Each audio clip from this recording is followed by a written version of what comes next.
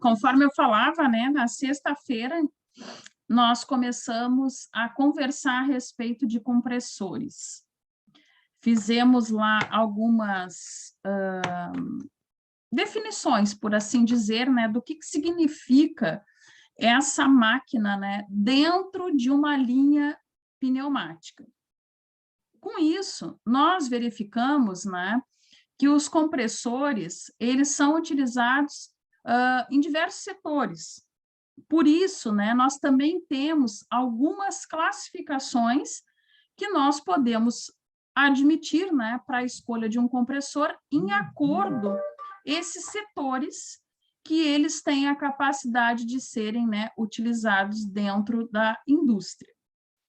Com isso, né, nessa nossa aula da semana passada, nós verificamos que os compressores, além de ser considerados, né, um reservatório, ou seja, aquela máquina capaz de captar ar, armazenar e depois, através de pressurização, abastecer, né, uma linha, nós verificamos, então, que para isso nós precisamos entender que, com essa função, faz-se necessário a gente classificar, a fim de que a gente, então, possa definir, né, a escolha para essa linha a qual nós queremos fazer uma alimentação, o compressor, né, adequado.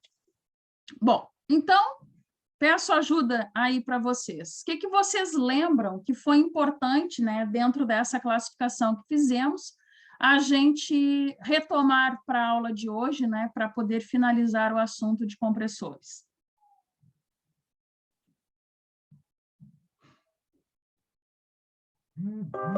Por exemplo, quanto à aplicação dos compressores, o que seria importante nós apontar?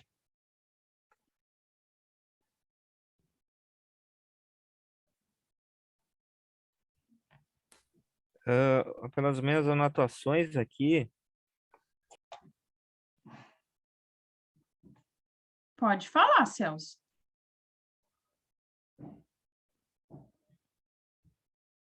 Você desligou o microfone, eu acho. tá escutando agora? Isso, agora sim.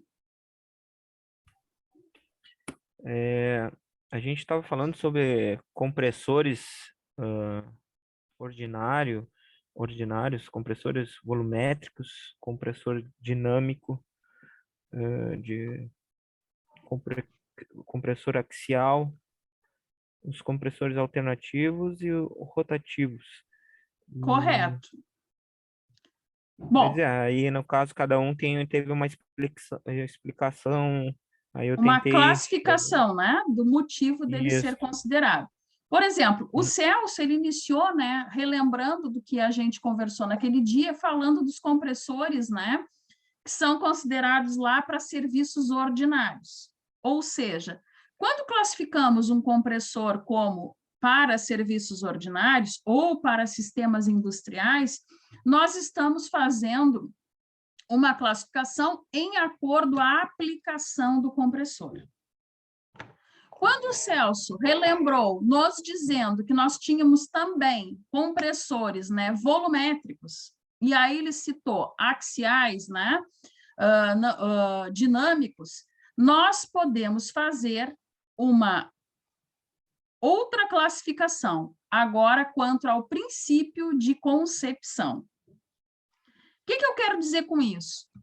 Que, neste caso, nós conseguimos, então, fazer uma gama, né, de aplicações para o uso de compressores e podemos defini-los, né, de uma maneira aí mais abrangente, mais eficaz a linha a qual a gente precisa alimentar em projeto.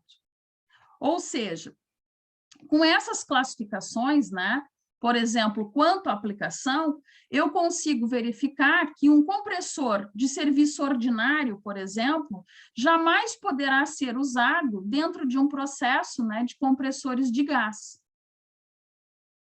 Por quê? Estão lembrados?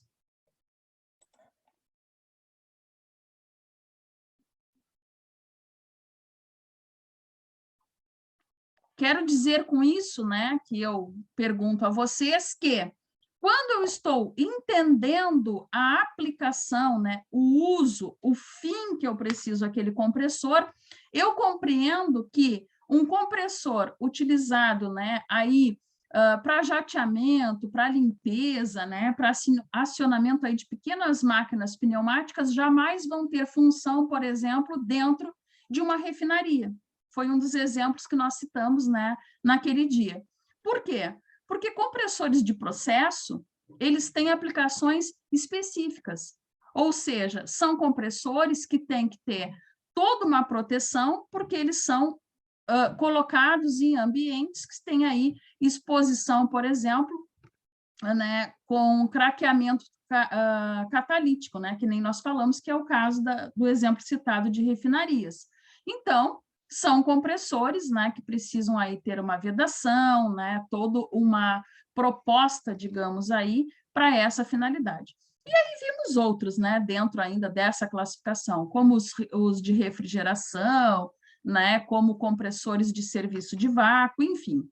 Bom, quando nós nos remetemos, depois da averiguação de em que ponto da nossa linha, né, se é dentro da indústria, se é num setor perigoso, né, enfim, que a gente classifica o compressor quanto ao uso que a gente precisa, nós podemos começar a pensar em situações maiores. Que tipo de situações? Bom, entender que dentro desse conceito, ainda que seja um compressor pequeno, por exemplo, como um de serviço de jateamento, que está classificado no uso ordinário, eu posso fazer averiguações dentro da concepção dos mesmos para escolhê-los, né, de acordo se são volumétricos, se são dinâmicos. Por quê? Porque isso me condiciona o fluxo. Ou seja, na última aula, quando falávamos, né, das distoâncias, né, desses tipos de compressores que fazemos a classificação quanto ao princípio, né, que ele é fabricado, nós verificamos, por exemplo, que todos os compressores volumétricos, eles são conhecidos por ter deslocamento positivo, que é sinônimo, né, nós já vimos isso nas aulas anteriores, de fluxo intermitente. Ou seja, dentro, né, desses compressores, dentro do tanque, né, de captação do ar e de armazenamento, ocorre a elevação da pressão. Ou seja, né, o volume, né, ali empregado vai dar, né, as condicionantes de pressurização. Já os compressores dinâmicos, a gente verificou que, pela característica de constituição deles, né, nós temos aí fluxo contínuo. Ou seja, né, nós temos aí uma energia cinética produzida, né, por esse gás pressurizado, né, que é de maneira progressiva, contínua, né, convergida em pressão, que vai dar, então, a desaceleração desse fluxo, né? Então, quando esse gás vai fazer essa desaceleração e vai transformar essa energia, nós temos aí uma pressão aumentada. Também verificamos, né, o que significava eles ser centrífugos, né, ou radiais, assim como os axiais. Então, vimos, né, que sempre em física, quando falamos em algo axial, estamos falando em algo paralelo ao eixo. E quando estamos falando em algo radial, estamos falando em algo que tangencia, né, este eixo, né? Então, seria algo aí perpendicular, né? Por que que isso é importante, gente? Fazermos essas considerações. Por que que esse princípio de concepção é tão importante quanto eu dizer em projeto qual é o uso do meu compressor? O que que vocês acham?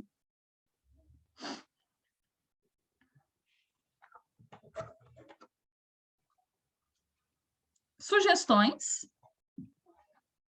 Pode repetir, por favor? Por que que eu estou dizendo que entender como funciona o meu fluxo dentro do compressor, em acordo, né, ao princípio de constituição dele, né, da concepção, é tão importante num projeto, né, a ser executado, quanto eu dizer em que tipo de situação ele vai ser usado, quanto ao uso, por exemplo.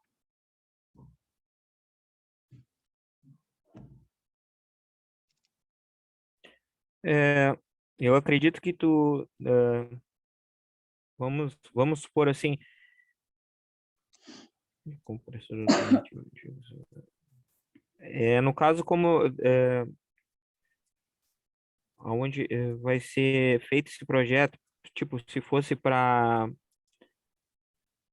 ar-condicionado, é um tipo de sistema direcionado para ar-condicionado, Tá. que não sei se é essa a direção que tu quer.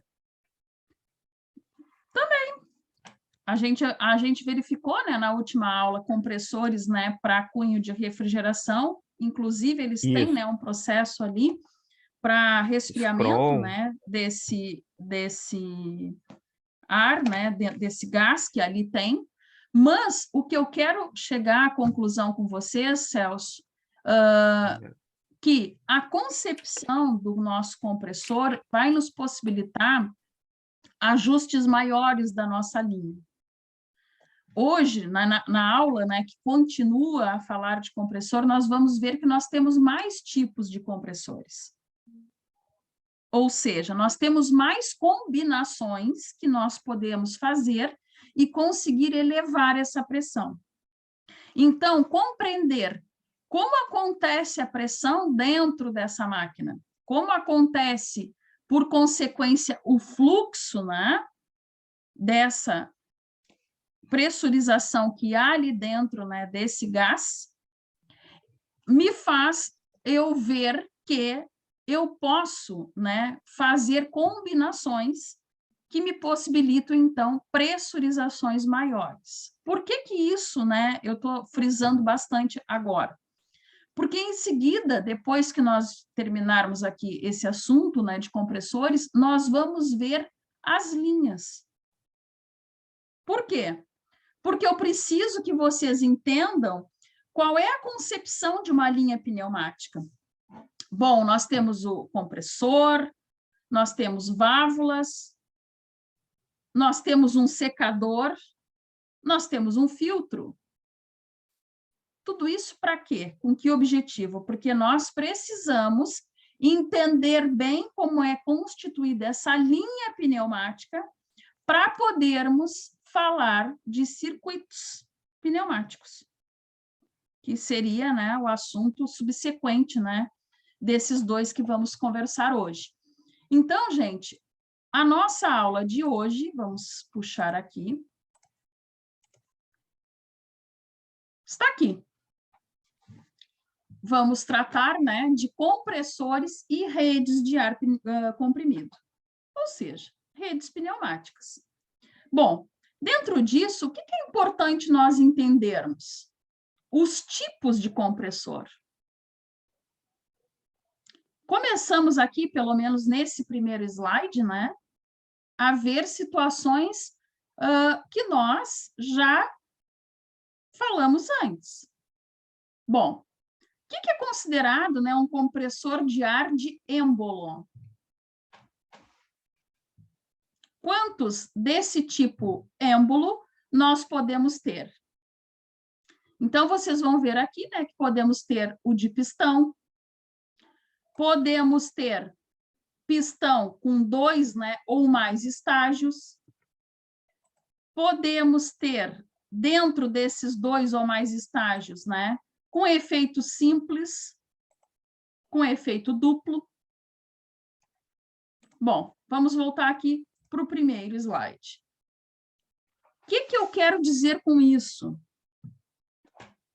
Quando eu falei há minutos atrás que entendermos que eu tenho 3 modos de pressurizar o meu ar, de conduzir o meu fluxo, né, e de transformar esse fluxo, né, em algum tipo de energia que me dá a pressão, eu consigo fazer combinações, como, por exemplo, a que eu citei. Os compressores de êmbolo. O que é um compressor de êmbolo? O conceito eu vou mostrar aqui para vocês, está numa frase. São compressores, né, que vão ter aí a função de movimentos lineares. Um tipo, né, o de pistão. Tá, mas o que é isso na prática?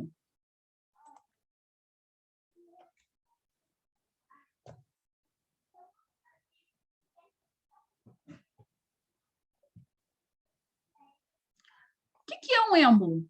Vamos voltar lá um pouquinho nas nossas primeiras aulas. O que é um êmbolo?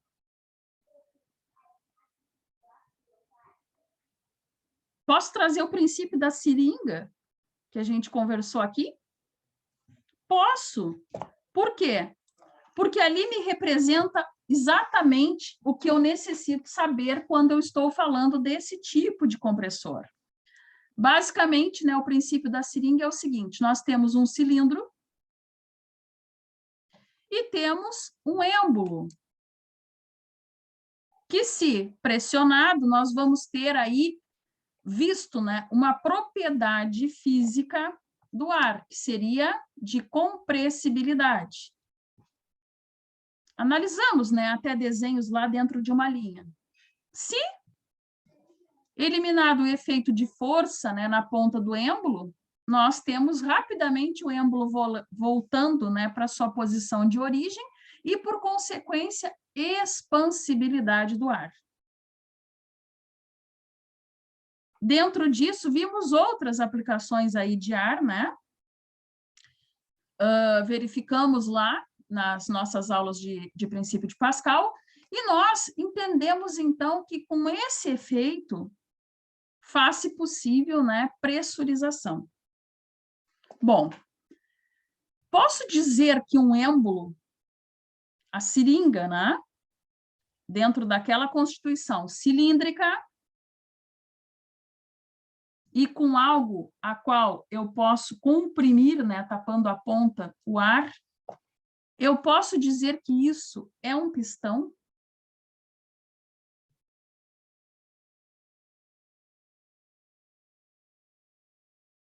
Posso comparar a seringa com a constituição a um pistão mecânico? Pode. O movimento Posso. dele é o mesmo, né? Exato. A comparação aqui que eu me refiro, gente, é o princípio de constituição. Ou seja, o mesmo que eu vejo, né, nesse elemento simples, que eu tenho aí compressibilidade, expansibilidade do ar, eu consigo ver em um pistão. Se vocês forem retornar, né, a lembrança nas nossas primeiras aulas, a gente verificou o que naquele vídeo que a gente assistiu? Que nós tínhamos pistões, né, que eles tinham lá o poder conforme seriam inflados ou não, né, de ar. Eles tinham aquele movimento de baixar, prender a tampa, né, levantar novamente e passar para a próxima garrafa. Aquilo foi uma linha, né, que nós verificamos que tinha essa função. Aquilo era um pistão. Notem, é o mesmo princípio. Então, quando nós estamos falando, né, de compressores de pistão, nós estamos dizendo que somos capazes de promover, né, êmbolos, né, com movimentos lineares. Movimentos lineares dentro de uma máquina, eu posso atingir grandes picos de pressão. E ele é apropriado para todos esses tipos de pressão. Bom, por que isso? Por que eu posso afirmar isso fisicamente?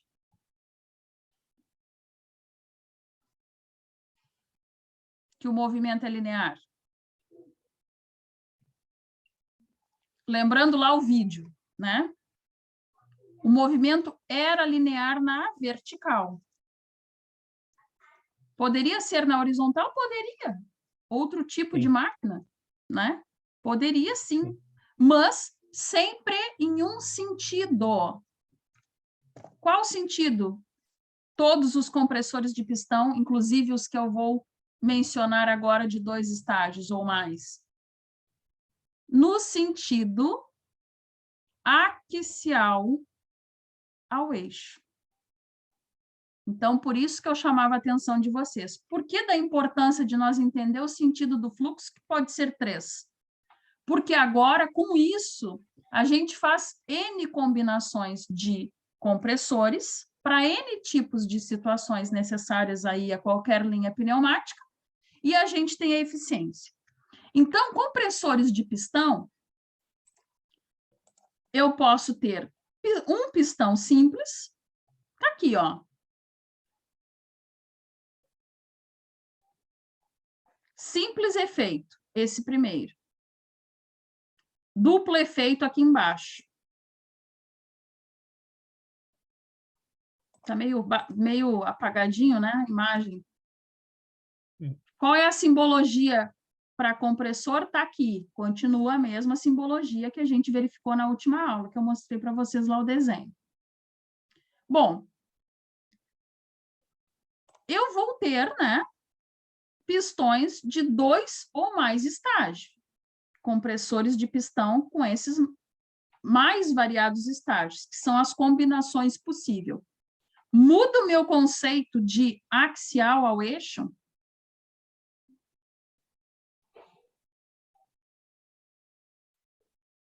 Muda ou não muda?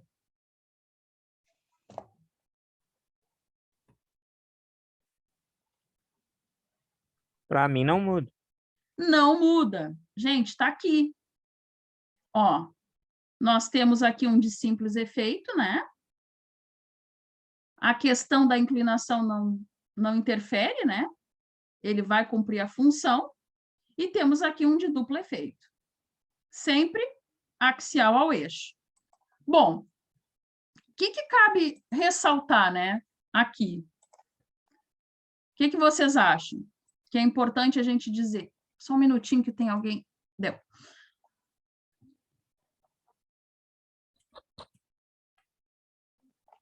O que muda, fisicamente falando? Tu diz, O muda pistão de 2 ou mais estágios.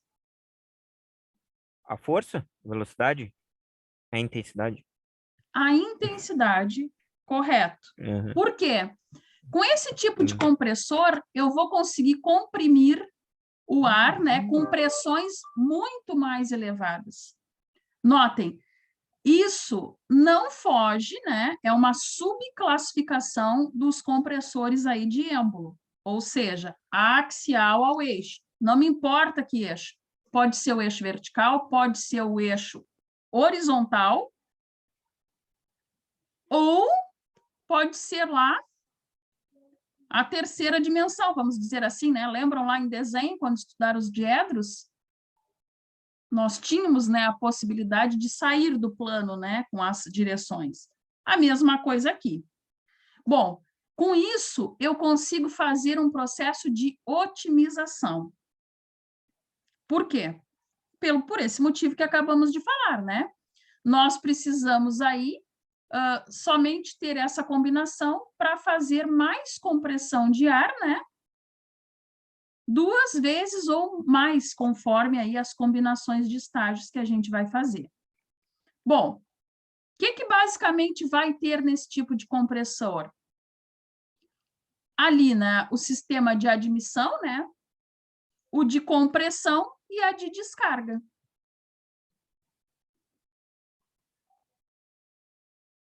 É isso que nós vamos ter. Bom, com isso, gente, nós conseguimos, por exemplo, né? Lá eu vou deixar na apostila o que eu estou falando, tá? Não está no slide. Por exemplo, pressões até 4 bar, né? Curiosidade, nós temos aí, em acordo com isso, compressores, né, de 1 estágio. Pressões aí aproximadamente até 15 bar. Compressores de 2 estágios. Acima de 15 bar, nós temos 3 ou mais estágios de compressor. O que eu estou dizendo com isso?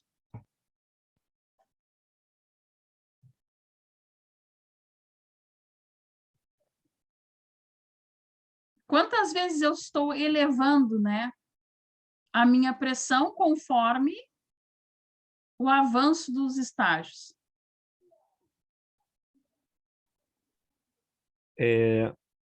No caso, quando chega no 15 bar, está elevando a 3 vezes a pressão. Praticamente a 3 vezes, né? Se nós tivéssemos lá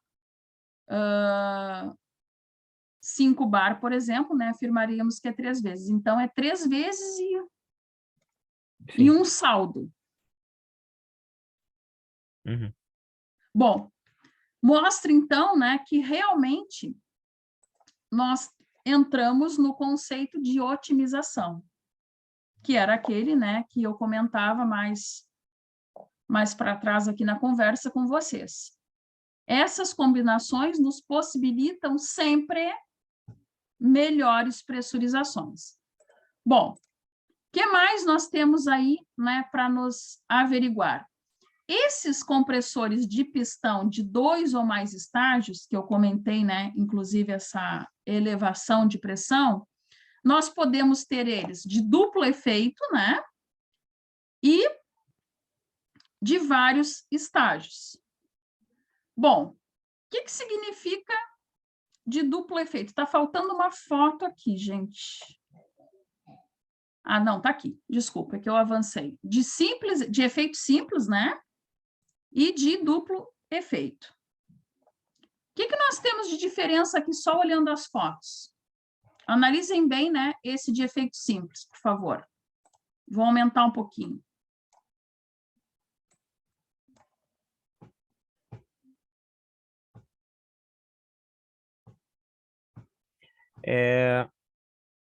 Pela foto, tu analisa aqui que ele trabalha só no sentido, né? Na parte superior, tá? Ah, De produzir a pressão para cima. Já naquele outro, ele trabalha tanto com efeito na parte superior e inferior, né? Quando ele faz a pressão para cima, quando ele desce, ele faz outro tipo de movimento.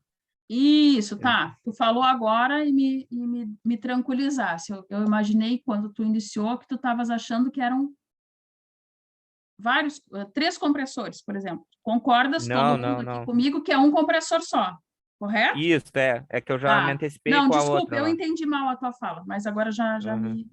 Tá, correto. Gente, todos concordam com o Celso? Que está certo o que ele disse? Temos aqui, né, a implicação, né, de uma força, porque não se esqueça que estamos falando de pistões e, portanto, compressores de êmbolo. De êmbolo por quê? Porque tem o princípio, né, de uma força impressa, né, nesse êmbolo, que vai, então, dar o movimento.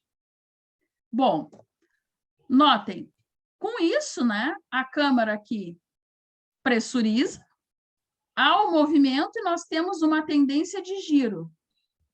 Ó, no primeiro estágio do compressor, conseguimos esse giro, né, aqui embaixo, pela metade, né, se fôssemos botar ali num gráfico. Aqui completamos no estágio B o ciclo, né?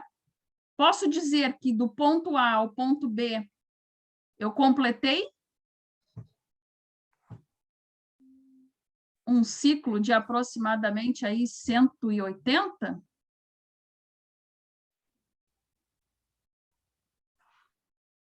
Mais, né? No estágio C, eu posso considerar que eu dei o ciclo completo. Né? Os 360. Ok. Exato, ok. O desenho está nos mostrando isso. Ou seja, funcionou. Conseguimos esse ciclo completo. Notem, o que aconteceu aqui na câmara? Foi impulsionado força.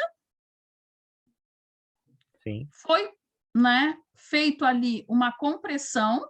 E agora, dentro da despressurização, né, que estamos vendo aqui a saída, nós averiguamos, então, que temos ali a função dele completa.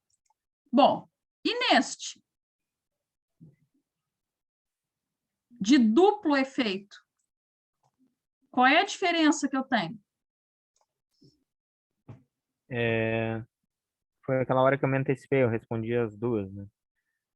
O movimento dele é tanto na parte superior e na parte inferior, ele faz dois tipos de movimentos. No caso do trabalho da pressão, seria isso, né? Eu posso dizer, então, Celso, e os demais colegas aqui, que nós temos do simples efeito para o de duplo efeito duas câmaras? Sim. Todos concordam? Vou voltar para o vídeo. Todos concordam que sim?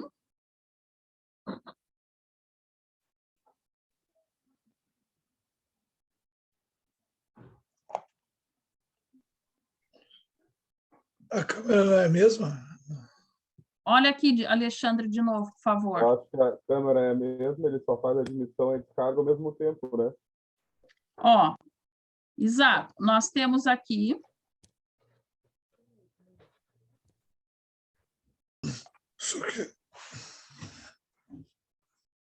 nós temos o funcionamento, né?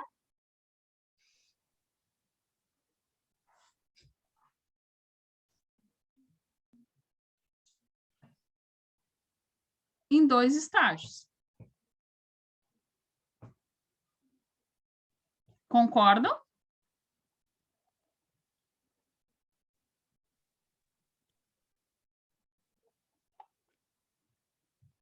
No de simples efeito, nós temos um processo, né, de admissão, de pressurização, e ele trabalha só nesse efeito. Nesse aqui, não. Nós temos nitidamente, né, dois momentos dessa câmara para fazer a pressurização. Mas é uma câmara só, não é, professor? É duas ou é um? O quê? Ai, peraí, gente. É duas câmaras ou é uma? O de efeito simples possui somente uma câmara de compressão. E o de efeito duplo possui duas câmaras de compressão, que elas vão, né, aspirar e comprimir. Deixa eu voltar aqui para a foto. Eu achei que era uma câmara. Dois Não, se vocês forem olhar na bibliografia, nós consideramos duas câmaras. Ah, tá, é considerado, mas é tudo junto, né? Isso, é claro, elas funcionam em conjunto. Mas se vocês forem ver, ó, até o posicionamento da aplicação aqui, ó, de onde prende, né, o eixo, é diferente. Isso mesmo. Parece a mesma foto. Confesso que quando eu peguei as fotos, eu fiquei com a mesma dúvida de vocês, mas não é. Olha aqui onde está o posicionamento, né, para o movimento do nosso eixo, no de duplo efeito, duas câmaras. Ai, desculpa. Olhem no outro. Então, o que eu quero dizer para vocês? Que para a gente fazer aquela otimização de pressão, que eu comentei por curiosidade, né, que quando temos lá um de simples efeito, aproximadamente 4 bar, botamos em dois estágios, conseguimos elevar aí a 15, né, ou seja, 3 vezes mais, nós temos, né, a otimização por esse conjunto. Ele é feito justamente, né, para otimizar aí o que a gente tem de necessidade de compressão.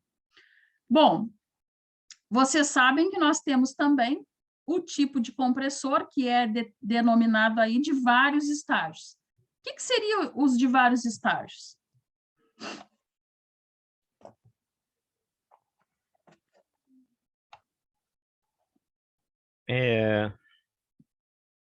Teoricamente, deveria ter mais que 2 câmeras, Exato, mas teoricamente, no mínimo, né, 3 câmaras.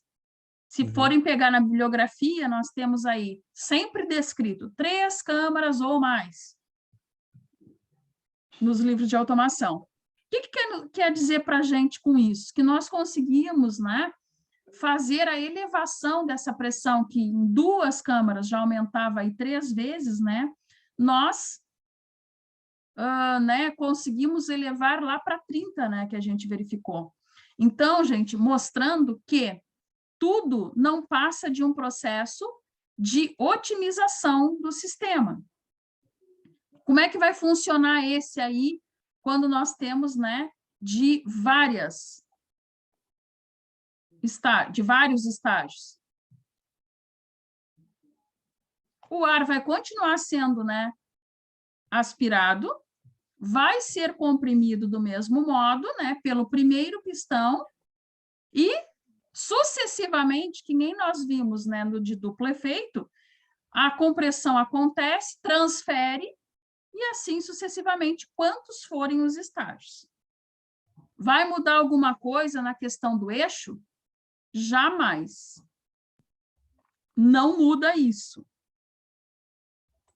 Sempre vamos ter ele funcionando axialmente.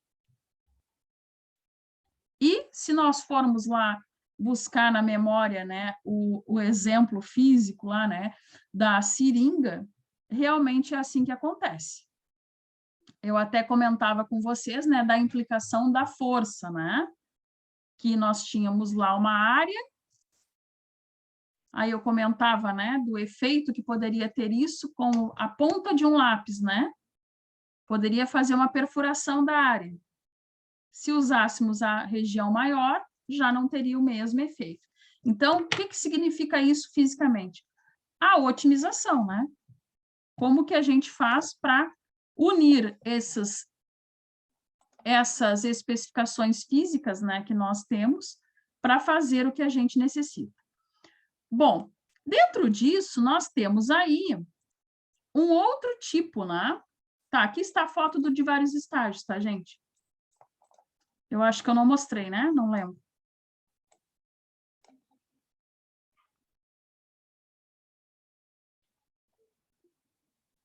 Tá aqui. Qual outro que vocês acham que a gente pode ter? Outra classificação.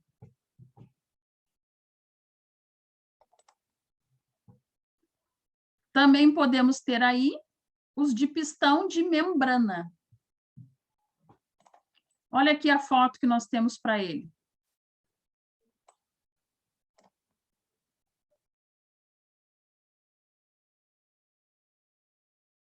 O que nós vamos ter com esse conceito de membrana? Nós falamos isso já mais para trás. Lembram quando falamos de bombas?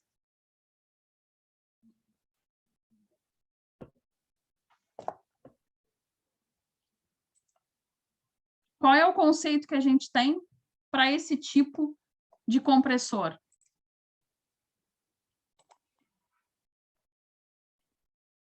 Posso dizer que o princípio, que a ideia, uma vez que ele continua sendo de pistão, se ele é de pistão, é de êmbolo, temos aí automaticamente, né, uma força, uma pressão correndo axialmente ao eixo. Não importa qual dos eixos, mas nós temos sempre nesse que está assim determinado. Bom, nesse tipo de compressor, o ar ele não vai entrar em contato com as partes móveis dele. Ele vai ser separado, né, por uma membrana e o ar não é contaminado com nenhum tipo de resíduo.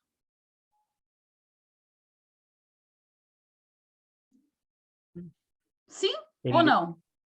Ele fica, tipo, separado como se fosse um... Eu não vou saber explicar, mas o pistão funciona, tá o pistão embaixo e a membrana em cima fechada, é totalmente isolado, no caso que no movimento do pistão suga e sei lá como é que é o nome, mas não tem contato com o resto do pistão, seria só em torno dessa membrana. Exato.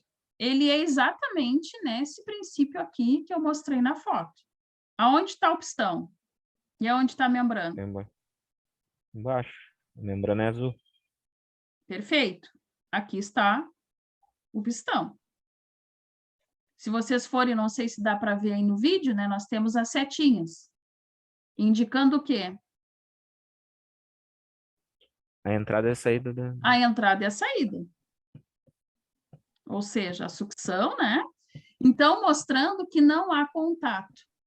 Aonde que eu posso dizer que uso esse tipo de compressor? É isso que eu Agora estava vamos pensando. deixar um... Oi?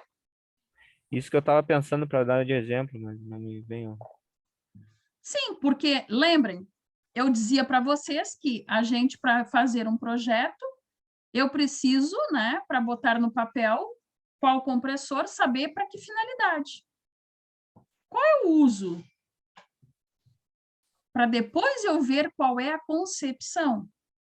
Bom, eu posso dizer que esse tipo de compressor eu usaria aí em indústrias alimentícias, por exemplo?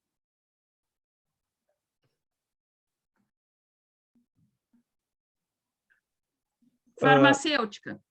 Oxigênio, pode ser, não? Pode ser. Indústria química? Eu diria que em qualquer desses setores, quanto à finalidade dele, primeira classificação que nós vimos na aula de sexta-feira. Para onde? É para a indústria. Tá, mas em que setor da indústria?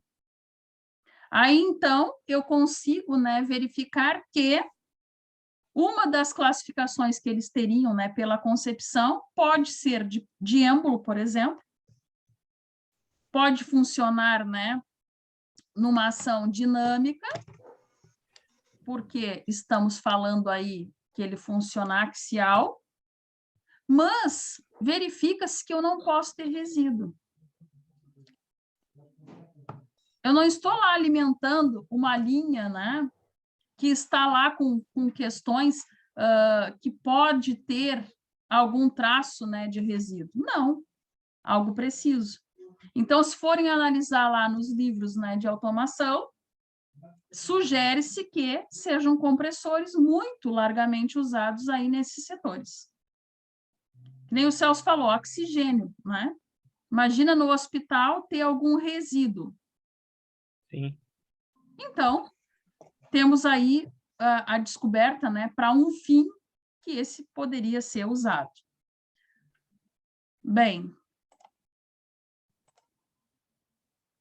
prosseguindo.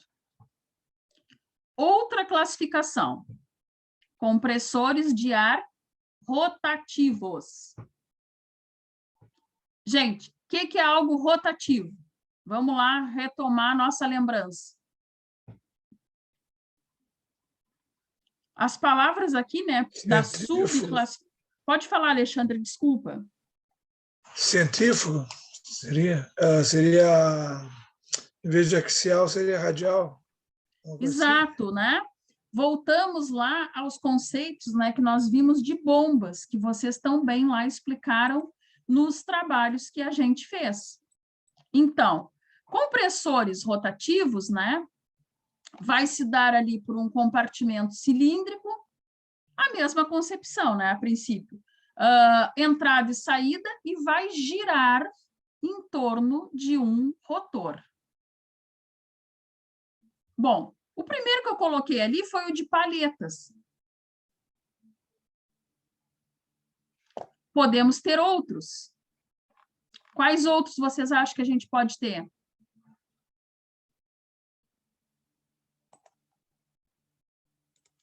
Lembram lá de bombas? Posso ter o espiral ou o scroll? Posso, né? Bombas rotativas. que mudou? Que lá era uma bomba para fazer o impulso, né, do movimento, e aqui é um compressor, é um reservatório que vai otimizar esse sistema aí ligado a bombas. O que vai mudar? A concepção, né, gente? Por exemplo, o que eu quero dizer com isso nesses dois aqui que eu estou mostrando primeiramente para vocês? O de palhetas, por exemplo, está aqui, ó. Continuamos com o conceito de algo cilíndrico, né? Que vai girar em torno de um eixo. Ou seja, ele é radial. Não foi esses os dois conceitos que a gente viu, né? Quanto ao princípio construtivo? Então, o que eu quero mostrar para vocês? Que dentro do conceito rotativo, é como o Alexandre falou, ele vai estar girando, né, num eixo. Ortogonal a um eixo. Perpendicular a um eixo. Tudo isso é sinônimo de algo aí rotativo. Importa para mim se ele é de palheta, se ele é espiral, ou se, por exemplo, ele é de lóbulo.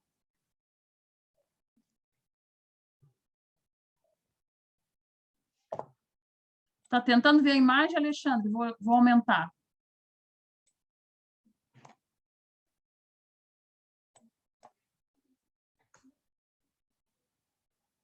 O que mudou?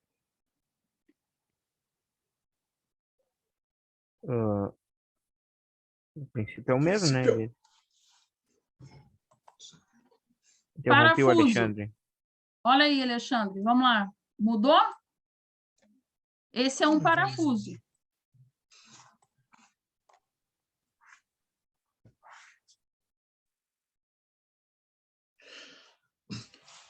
Como o Celso falou, o princípio é o mesmo, né? Gente, perfeito. Não sei se os demais colegas, porque o Alexandre e o Celso eu vejo a reação, porque eu vejo o rosto, né? Estão concordando ou não. Não sei os outros meninos aí. Mas o princípio é o mesmo. Por isso que eu perguntei, né? O que importa se ele é, né, de parafuso, se ele é de palheta, se ele é um scroll, se ele é de lóbulo? A mesma concepção de todos os compressores rotativos. Girar em torno do eixo, né? E fazer, então, a pressurização através desse método. O que vai mudar efetivamente? O que eu posso dizer? Não, aí muda, né? Porque esse é de palheta, por exemplo, com relação ao scroll, vamos supor. O que eu posso dizer que... No caso, muda o que o motor faz, né? No caso ali, o de parafuso é específico para fazer uma função. Isso, Celso. de Vai mudar palheta. quanto à primeira classificação. O uso. Isso.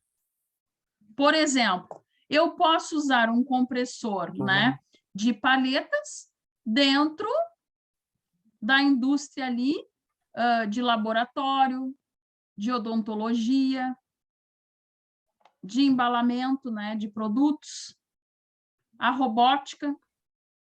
Todas essas, né, pode ser uma aplicação comum desse compressor de palheta. Ele vai girar em torno desse rotor, né? Sim. Com essas palhetas que está alojado de modo excêntrico, ou seja, né? O percurso do meu fluxo, né? Está aí perpendicular. Bom, dentro de espiras, né? Ou scroll, como é que vai ser a percolação do meu fluxo? Posso dizer que ela está numa situação orbital?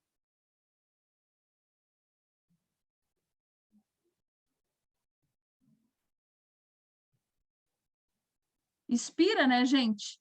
Espira é muitas voltas em torno de um único eixo. O que tu riu, Celso? Não entendi. Desculpa, eu Fale. tô tranquilo, não foi da aula, foi de outra coisa. Desculpa. Bom, Espira, gente, ele está ainda dentro de uma circulação de um eixo, né? Mas em formato orbital. Já o parafuso, né? Que nós falamos, o ar é transportado, né, de um lado para o outro sem alteração de volume. Por quê? Porque a formatação, né, o processo construtivo aí, a constituição de um parafuso, né, a ideia não é espiral, e sim helicoidal. Mas ainda assim continua sendo rotativo. Algo perpendicular, ortogonal, né, ao eixo. Bom, aonde que eu poderia, por exemplo, utilizar o scroll? No mesmo tipo de indústria, né? Hospitalares, onde eu tenho que aí ter um benefício maior de ruído, por exemplo, porque o princípio de constituição dele, né, assim nos proporciona. O que vai mudar também, né, nesse parâmetro de escolha, além do uso que o Celso citou? As pressões, né? Concordam comigo?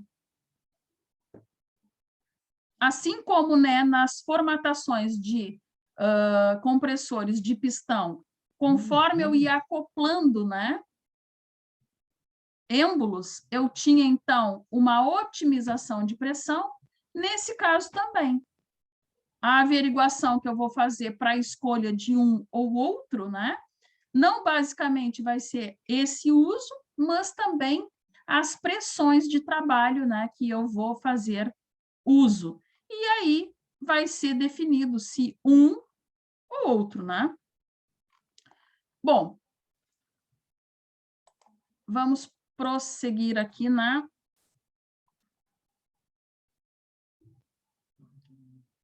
no nosso roteiro. Então, quais os critérios que eu estou falando aqui, né, que nós vamos ter lá o projeto para fazer uma escolha, né?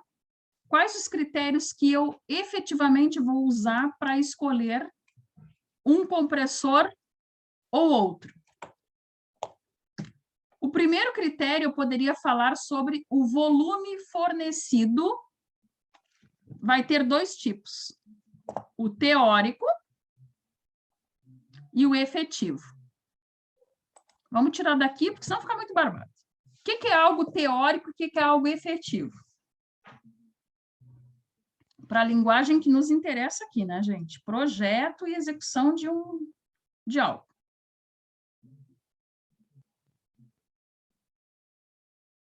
Primeiro, vamos entender as palavras, que a gente entende o que está sendo dito ali.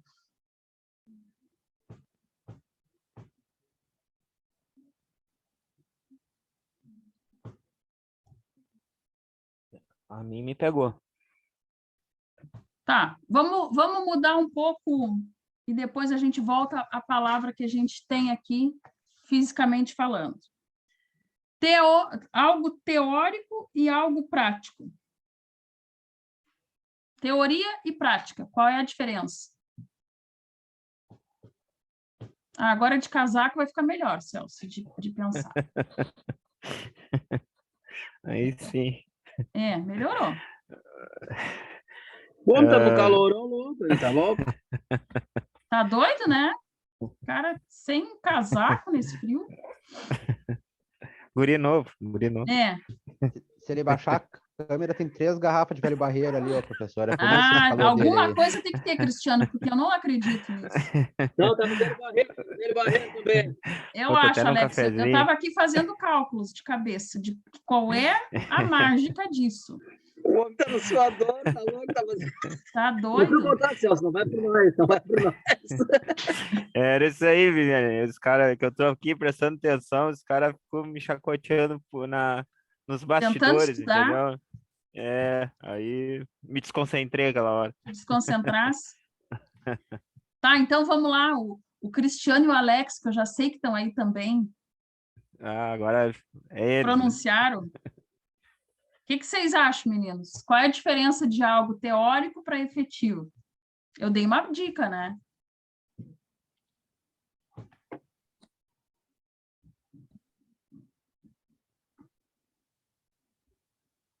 Na nossa linguagem aqui, sabemos que teoria é uma coisa, prática, outra coisa. Significa isso que eu posso fugir ao projeto na hora da execução?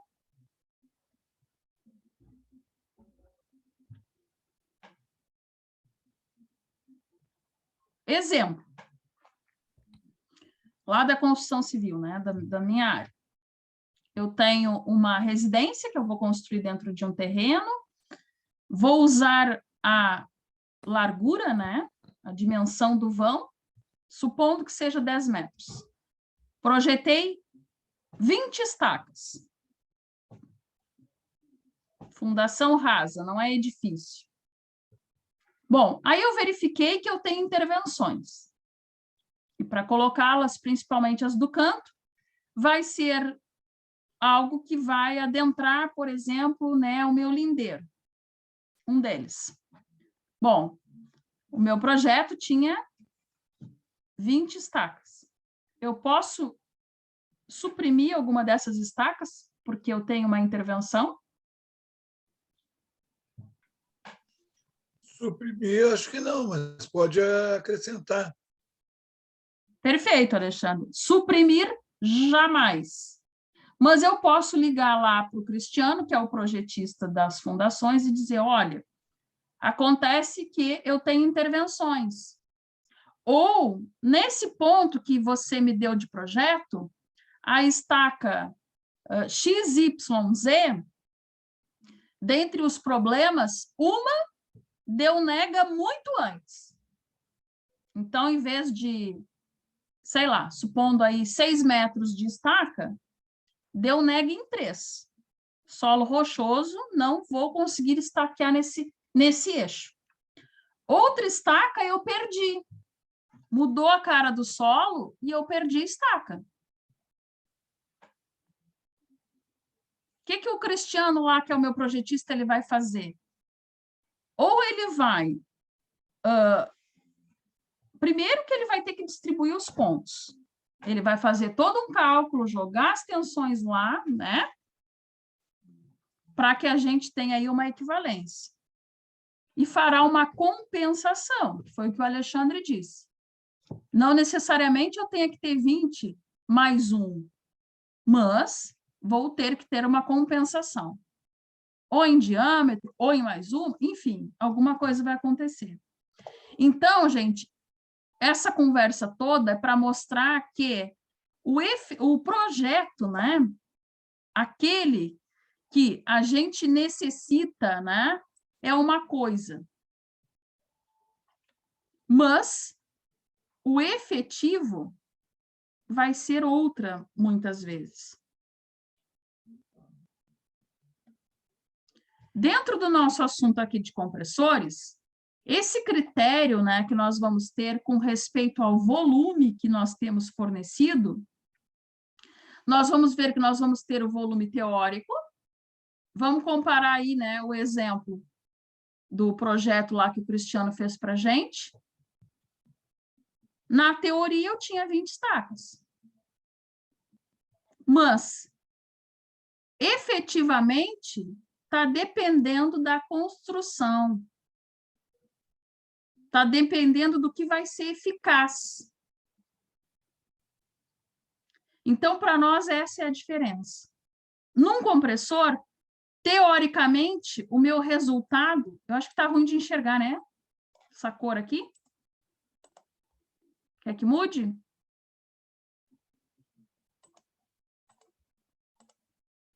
Ó, o Tá bom? volume E aí, Celso, fornecido, tá bom? tá bom?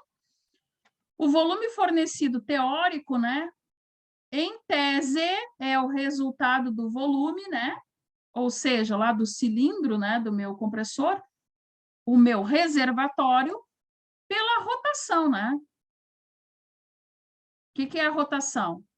Como vai acontecer meu fluxo, né? Aí não importa, vai depender lá, né? Da finalidade que eu vou ter. Mas, efetivamente, vai depender da construção do compressor, para que eu tenha esse volume, e da eficácia volumétrica. Bom, vamos dar um exemplo, dentro do que a gente já viu hoje. Eu quero um compressor, né? Vamos supor, a minha ideia é um compressor de êmbolo, de pistão, mas eu preciso que ele me entregue aí uma pressão de 15 bar. Adianta, no meu projeto, dizer que ele é um compressor de êmbolo, de pistão, mas ele é de um estágio? Ele é de efeito simples?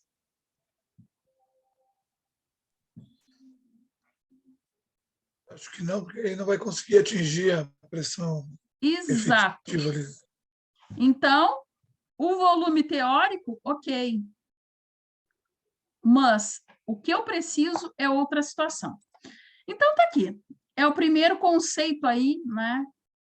Como critério, digamos assim, que nós vamos ter para entendermos, né? Por onde, por qual caminho nós vamos começar a percorrer para escolher um compressor. Bom, outro critério seria o de pressão. O que é a pressão? É a combinação, tá aqui a definição, né? Entre o volume fornecido e o volume de ar.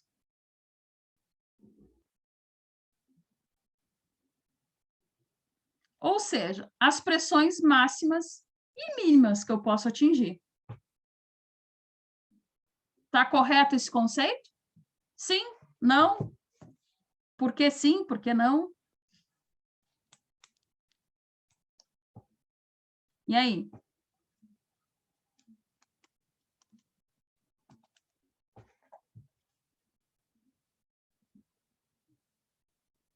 Pressão é isso?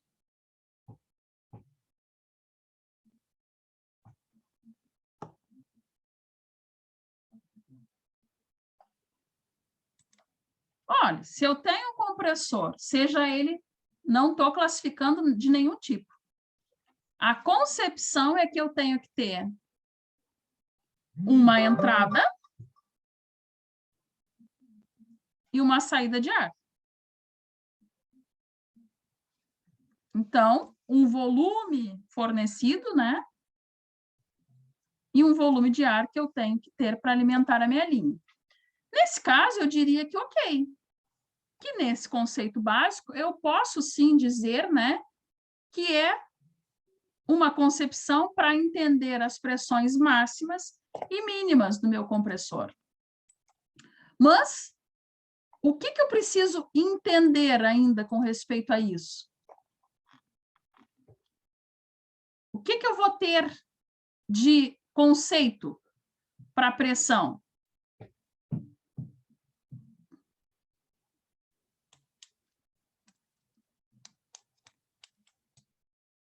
Por que a pressão é importante dentro do compressor? É a pressão que faz o trabalho. Isso aí, Celso. Porque se eu consigo combinar esse volume de ar que é succionado, né? Sim. Com o meu consumo de ar, eu consigo ter a regulagem do compressor.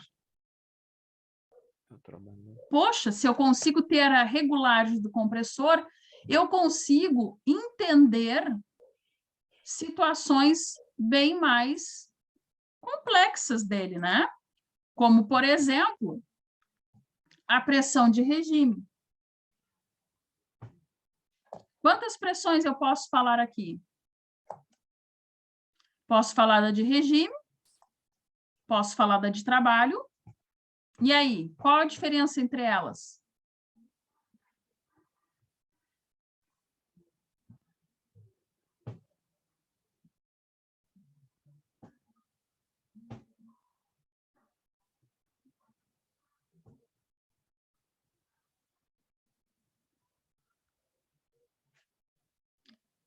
A pressão de regime eu coloquei como definição que ela é aquela que é fornecida, né, pelo compressor. Aquela que nós temos lá dentro do nosso reservatório. Sim. E a de trabalho é a necessária para a alimentação do circuito em pontos específicos. Da velocidade, a força, o movimento temporário. Velocidade, força, movimentos temporários dos elementos de trabalho.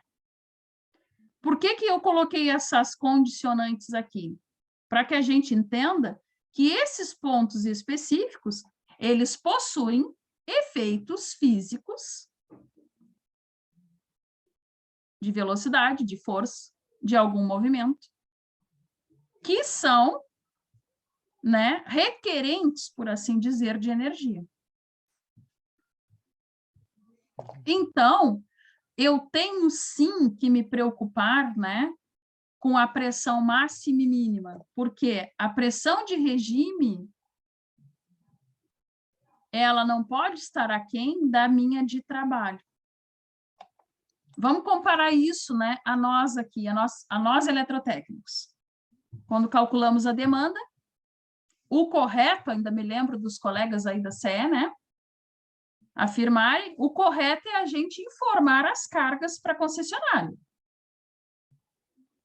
Olha, eu tenho 5 aparelhos de ar-condicionado, eu tenho forno elétrico, 3 chuveiros, sei lá. Por que isso? Porque não adianta... Para a concessionária ver se ela tem condições de atender o cliente. Porque às vezes tu tem o circuito que já está saturado, já está cheio, não consegue... Não vai atender. E aí o quê? É perdas, né? No caso aí, né, da rede elétrica, né? Nós temos quedas de tensão, nós podemos ter avaria em equipamentos, né? Porque não comporta, vai dar picos, né? Extremos de energia que ele não tem capacidade, né, para suportar. Vai ter N situações decorrentes, né, a nossa alimentação não ser, né, favorável ao que a gente demanda. Por isso, né, que a gente calcula a demanda. O que é demanda? Aquilo que te é solicitado, que te é exigido. Não tem o que fazer. Está demandado para aquele valor X. Então, a mesma coisa aqui, gente. Nós precisamos, né, em circuitos pneumáticos, entender que nós podemos ter, assim como em outros circuitos, né, elétricos, por exemplo, pontos máximos e mínimos e os intermediários, dos quais nós temos que verificar se vai ser, né, comportado a alimentação disso. Outro exemplo, de linha hidráulica, reservatório de água, por exemplo. Como é feito os cálculos para se dizer quanto é a caixa d'água? Quem é que sabe?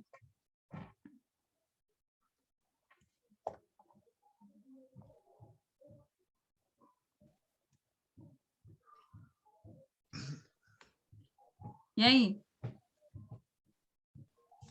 Eu imagino que pela quantidade de moradores daquela residência ou daquele prédio, né? Tem que ter uma correlação. Uma correlação da população. É isso mesmo, Alexandre. Primeira coisa, né, que é perguntado lá nos parâmetros de norma é a população. Bom, quando não se sabe a população, em empreendimentos, por exemplo, pega-se a média. Qual é a população mínima por norma? 5 pessoas. E aí, nota-se que, por norma, ela admitido que cada pessoa, né, cada um dessa população consuma 200 litros dia de água. Com base nesses dois conceitos, o técnico entra, né, num processo ali de formulário e chega num reservatório lá contundente. Olha, para essa residência precisa ser de 1.000 litros, de 2.000 litros. Precisa-se ter no edifício lá reservatórios aí de 12.000, com cisterna, né, com elevação. Aí vai se somatizando o que é necessário. Mas o conceito é esse. O que muda para nós aqui? Nada. A mesma coisa, é a mesma ideia. Se não fosse o compressor e se fosse o reservatório de ar que o Alexandre apresentou, de óleo, que o Alexandre apresentou lá no trabalho de bombas, o que mudaria? Nada em absoluto. A única condicionante era entender o que esse reservatório precisava, né, reservar ali. E quais os critérios por norma, né, para essa agregação ali, né, do fluido dentro dele. Lembrem-se, né, que deixávamos lá distâncias que seriam ali para que fossem pressurizados. Então, é só isso que precisa ser levado em conta. Não importa, né, que tipo de fluido nós estivermos tratando, sempre vamos ter que entender o quanto eu suporto no meu reservatório, seja a caixa d'água, seja o reservatório de óleo, seja o compressor, não interessa. A pressão de regime é a capacidade dele e a de trabalho é o que realmente está sendo demandado. Bom, por que é importante isso? Por quê? Porque a pressão de trabalho ela tem que estar em locais específicos dos pontos de trabalho. Ou seja, no circuito elétrico, não adianta eu ter no circuito de iluminação, por exemplo, que é uma baixa demanda, uma potência enorme. E no do chuveiro, uma potência aquém. Ah, na hora da distribuição lá está certo, nas fases. Tá, mas está certo, mas o circuito não ficou ligado no ponto correto. O que precisa também, lá no circuito elétrico, levarmos em conta? Além disso, o equilíbrio das fases, não é isso? Nós temos lá a fase R, S e T. 3 fases. Eu posso ter numa fase, sei lá, chutando, tá, gente? 5 kVA e nas demais 20?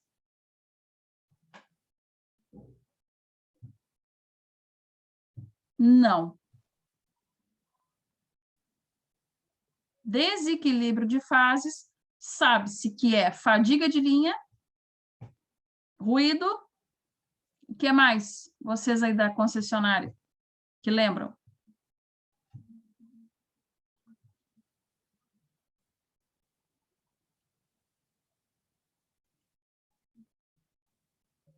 O que é gerado em cada fase, gente? Campo, né? Notem que tudo isso é energia. No caso que eu estou dando de exemplo aí das fases elétricas, né? Aquele campo, ele tem que ser tal qual que haja um equilíbrio que anule os outros, que fiquem em estabilização. A mesma coisa, nós precisamos levar em conta dentro desse nosso circuito pneumático. Já já eu vou mostrar para vocês uma linha, né, dentro desse circuito, uma linha de ar comprimido, aonde eu vou ter a distribuição e os pontos lá que são os meus consumidores. Eu não posso ter distoâncias, porque senão algum ponto do circuito vai demandar mais que o outro. A pressão de trabalho que nós estamos falando, ela geralmente é de 7 bar. E também tem os elementos de trabalho que são constituídos para esse limite. Então, nós podemos equiparar a pressão de trabalho com uma pressão de norma. que é uma pressão de norma? É aquela que foi modelada, né, para funcionar sem grandes avarias, sem grandes problemas, né? Isso vai nos permitir o quê? Com a pressão de norma, uma pressão constante, né, para uma exigência aí de um funcionamento seguro e preciso. Uma coisa só fazendo um gancho, quando a gente fala de norma, por que que a gente sempre se remete à norma e pergunta e diz, né, que tem que estar dentro daqueles critérios da norma? Como que quem que determinou aquilo?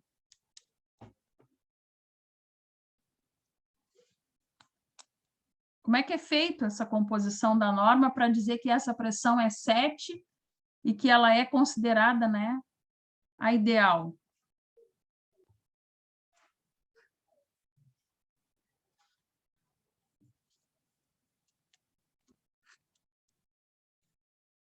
No caso da concessionária, é um órgão regulador, né? Que seria a ANEEL, né? Exato. A concessionária de energia é um órgão, né, que regula isso.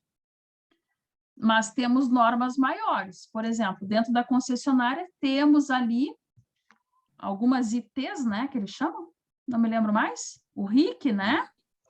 Isso. E algumas ITs, várias ali no site, inclusive, né, mostrando especificações para cada situação. Para vocês verem que a concessionária regula tudo, que até mesmo se tu for pintar a fachada da tua casa, né, e os chumbadores não forem poste, por exemplo, e eles tiverem da rede diretamente na atestada, né, que a gente chama, é preciso isolamento. Aí entra vocês técnicos, né, nós. Isolamento, com que tipo de eletroduto? Com aquele. Tá, mas quem faz o isolamento? Ah, para aí um pouquinho, nós temos uma IT que regulamenta isso.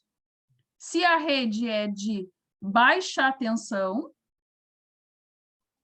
eu, usuária, contrato o profissional e ele mesmo põe, né, pega o eletroduto, rasga ele, né, de fora a fora e isola. Isola quem, gente? Os fios. A minha entrada de energia, né, até o poste da concessionária. Se for de média a alta tensão, quem faz isso?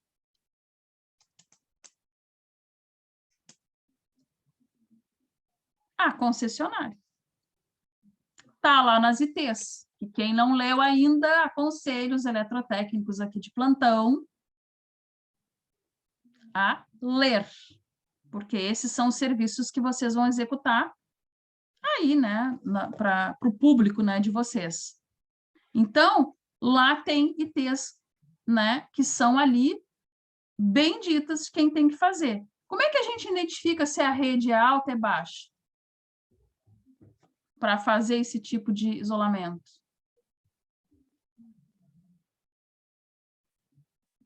E aí, guris, posso dizer que é pela condicionante da altura dos postes? Sim, não? Pela parte física ali, sim, né? Sim, né? Sim. Como toda a rede, não sei se vocês vão concordar comigo, né? E se eu estiver equivocada, pode ter mudado alguma coisa também. Como toda a rede, nós temos lá a distribuição. Sim. Depois da distribuição vem o quê? Tu tá falando transmissão, geração, ou tu tá falando... Isso. Nós vamos ter lá uma rede que uma vai distribuir. A outra tem a partir da média tensão. A partir da média tensão. E... Transmissão. Tu tá falando... Vou rebaixar, né? Tu tá falando a geração, transmissão... Geração, transmissão... Distribuição. E distribuição. Para nós aqui... Para nós em pneumática, posso fazer uma analogia como sendo a minha linha principal, a geração, que o Celso está nos dizendo, que são aquelas, né, que nós temos ali fios com muito mais espessos, né? Uma linha alta que geralmente passa em um ponto estratégico para fazer o rebaixo, né? Sim. E então chegar ali na distribuição, né? Chegar no usuário. A mesma coisa nós. A linha principal, a linha de distribuição e a linha de serviço. Ou seja, a principal vai sair do compressor, a de distribuição, né, vai fazer com que cheguem a cada morador, por exemplo, da casa, das residências aí. Sim. Essa é a ideia que a gente tem, né, de um conceito de linha pneumática. Então, com este conceito, fica claro a gente verificar a importância, né, que a gente tem que ter com essa pressão que está sendo solicitada, ser, de fato, né, fidedigna com aquilo que a gente precisa entregar lá para o nosso consumidor. Bom, então, aqui, né, está um resumo, né, do que seria isso.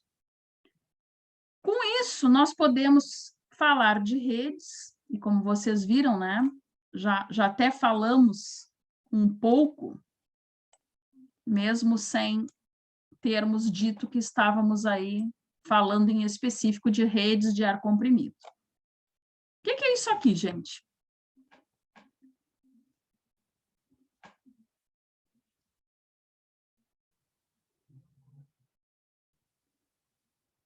Nós temos aqui uma figura, tá? Que está nos mostrando uma estação compressora. Ou seja, nós temos aqui alguns pontos, dos quais, né, nos faz fazer a menção aí que a gente necessita para a nossa linha. Nós temos nessa linha, basicamente, um filtro de admissão. O que é o filtro de admissão?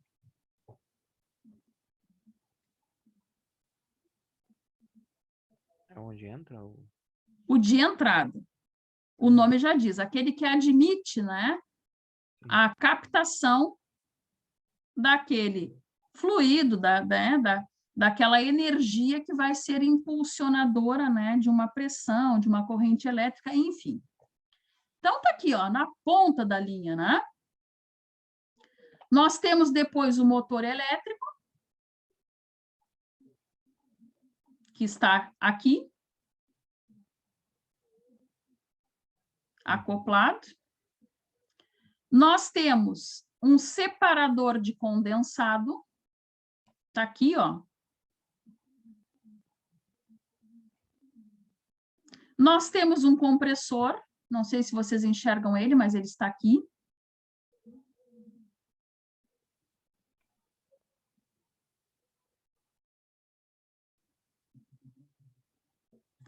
E nós temos... número 3? Hã? Esse que tu tá marcando, se eu tô enxergando bem, não é o número 3, separador de condensador? Aqui, o separador de condensado. Nós temos o compressor e o reservatório, estão aqui, ó, acoplados à linha. Tá. Nós temos depois um resfriador intermediário, um secador e um resfriador posterior. E aqui, se nós for analisar, né, nós temos ramificações da linha e um sinal de corte, que em desenho nos justifica que isso prossegue. Bom, esse desenho que eu estou mostrando para vocês é uma central, é uma estação. Vamos voltar aqui para o vídeo, para a tela. Lembrem-se que quando nós iniciamos a falar de pneumática, eu falava para vocês que nós tínhamos que ter um local. Também faz parte, né, da nossa fábrica, nós temos um local apropriado para que a gente crie essa estação. Naquele desenho que eu mostrei, é uma estação simples, né? Mostra os elementos ali necessários para que se tenha ali uma captação, né? E, por fim, uma entrega de ar. Pode ser mais complexo? Espera-se até que seja, né, gente? Uma fábrica, uma indústria, né? verifica-se aí que em indústrias, né, normalmente, existe um setor, por convenção, ao fundo da fábrica.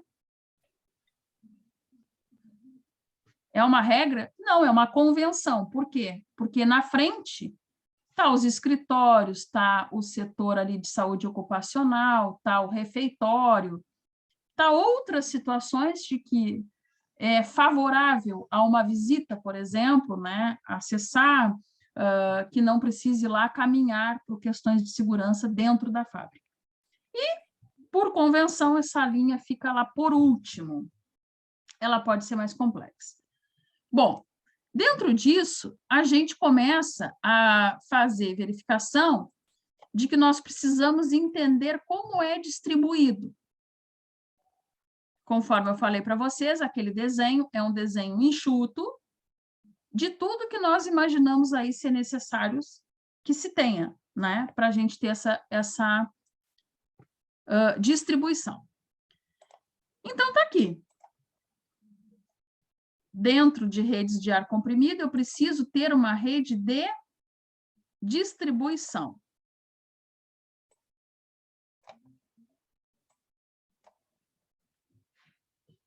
Qual é a diferença?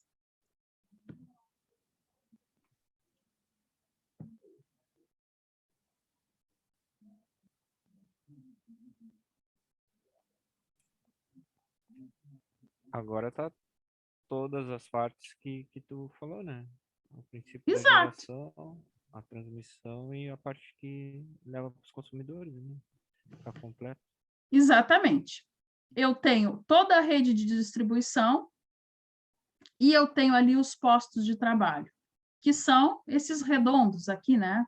Assim identificados, que é o nosso consumidor. Ou seja, continuo, né, tendo a mesma concepção que eu tinha anteriormente, que aqui não foi mostrado, né? Só que agora eu estou vendo em planta baixa, né? Sim. E aqui, estava vendo aí em corte, digamos, que não é, né? As vistas frontais aí dos equipamentos. Então, está aqui. Bom, essas redes de distribuição têm algumas peculiaridades, ó. Nós temos aqui que se preocupar com a questão de prevenção e drenagem, né, do condensado. O que é o condensado?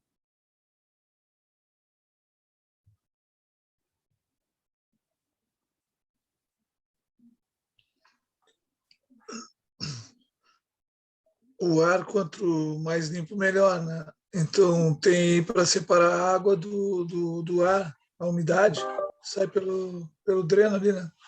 Exatamente. Então, notem, está chegando o ar comprimido, nós temos um separador.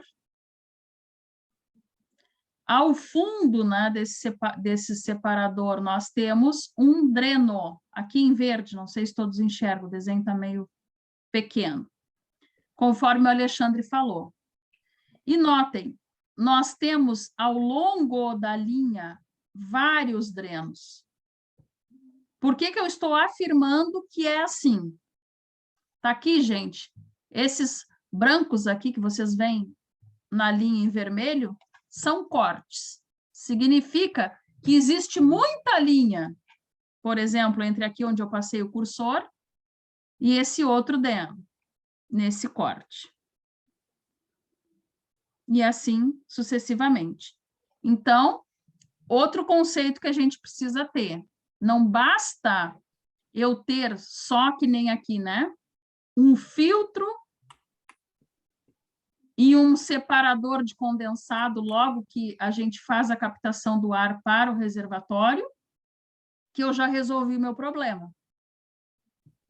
Não me bastou. Eu preciso dos drenos.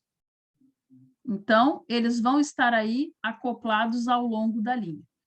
Bom, outra característica da linha que nós precisamos levar em conta está aqui, ó. Inclinação de 0,5 a 2% do comprimento.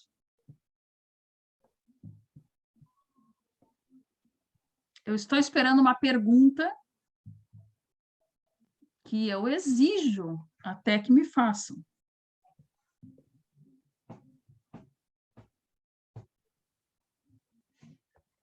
Eu preciso de inclinação para ter uma linha de pneumática? Para transportar o meu ar comprimido? Eu acho que não. Não. Eu menti quando eu disse para vocês que ar não precisa percolar por grandes declividades? Não menti. Não precisa não. Não menti quando eu disse isso em outras aulas. Mas eu tenho que ter a inclinação de 0,5 a, no máximo, 2%. Por causa de quem?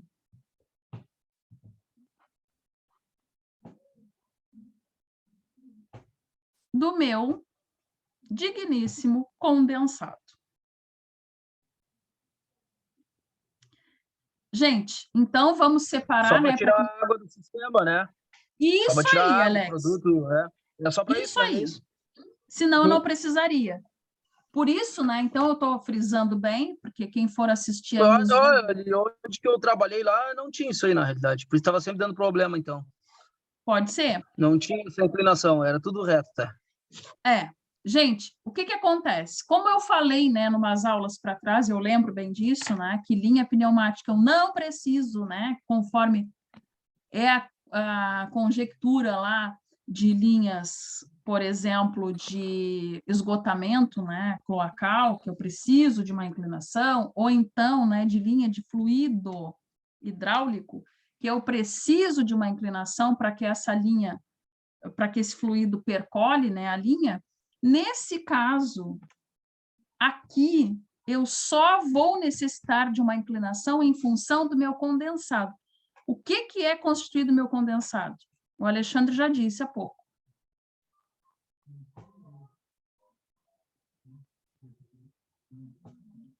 Meu condensado é impureza, inclusive água?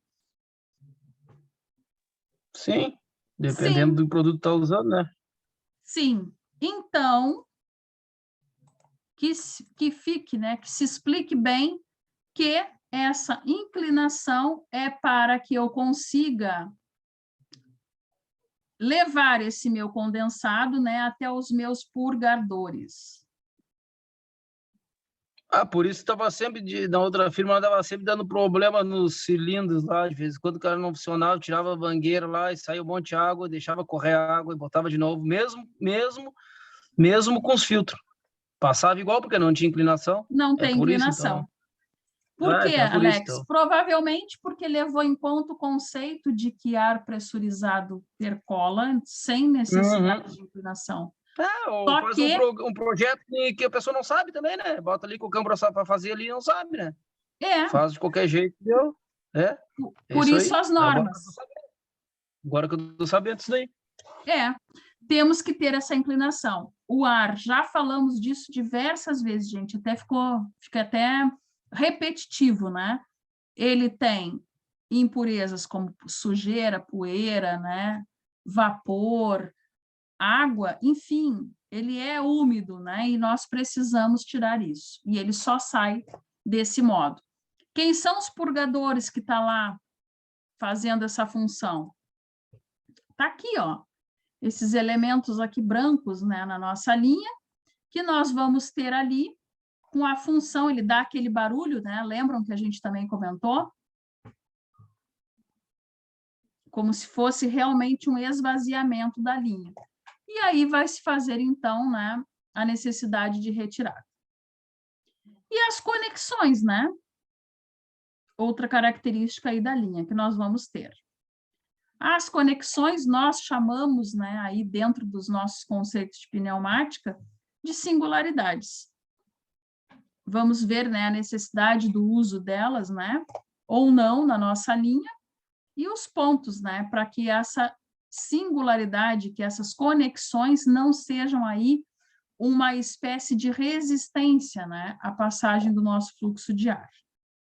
Bom, o que nós precisamos também averiguar? Como que vai funcionar essa rede de distribuição? que é o que amanhã a gente vai ver melhor. Aqui, dá alguma familiaridade ao que vocês já conhecem? Sim ou não? Sim. Sim, né? Um circuito aberto, um circuito em anel e um circuito combinado. Olha, algo muito parecido, né, com a rede elétrica, com o conceito de circuito da rede elétrica. Todos eles com a fonte geradora, neste caso, de pneumático, nosso compressor. Olhem o símbolo aqui. Uma válvula, né? E outros pontos aqui, até chegar o nosso consumo. Um circuito aberto. Uma extensão que temos lá na nossa casa. Na fonte geradora, até onde eu preciso usá-la. É um circuito aberto? O exemplo da extensão? Sim, né?